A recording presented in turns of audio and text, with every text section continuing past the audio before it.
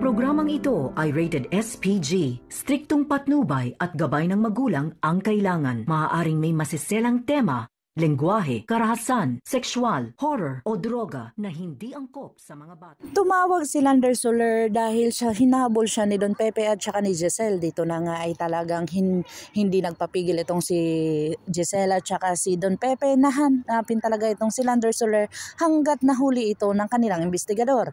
Dito na nga ay sinaktan ng investigador itong si Lander Soler at talagang napaamin nila ito sa katotohanan na nakasabuat niya itong si Moira at talagang ibubuking siya ni Don Pepe at ipapakulong siya ni Giselle kung saan hindi siya aamin dito. Dito na nga ay talagang nakuhanan na ng ebidensya itong si Lander Soler at talagang porsigido na itong bawiin ito kay Moira. Nag-usap na nga ang pamilya Tanyag at talagang agad-agad na nilang binawi kay Moira ang kanilang pagmamay-ari. Tinanong nila sa kanilang abogado kung ano ang mangyayari kung sino pa ba ang may-ari ng Apex, kung saan nabawi na nga yung SPA dito kay Moira ay talagang si Dr. RJ Tanyag na ang nagmamay-ari nito. Agad-agad naman itong pumunta si Moira sa FX Medical Center kung saan kinuha na ang kanyang mga gamit. Nagtataka siya bakit inilabas doon at talagang may sulat pa ito para sa kanya. Pinapupunta siya sa isang kwarto kung saan andun sila ni Giselle at saka ni Dr. RJ Tanyag.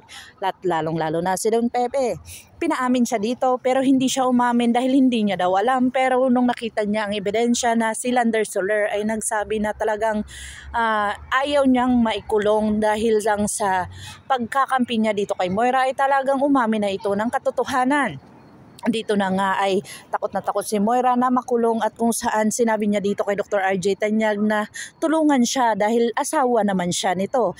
Pero ang sabi ni Dr. RJ ay talagang sa papel na lang tayo mag-asawa, hindi na sa totoong buhay. Abangan natin ang mga susunod pa na episode na ito. Ang abot kami na pangarap, ang pagdudusa ni Moira sa kabila ng lahat. Kung bago lang po kayo sa aking channel, please like, share, and subscribe para ma-update po kayo sa mga susunod pa. Yun lamang po at maraming salamat.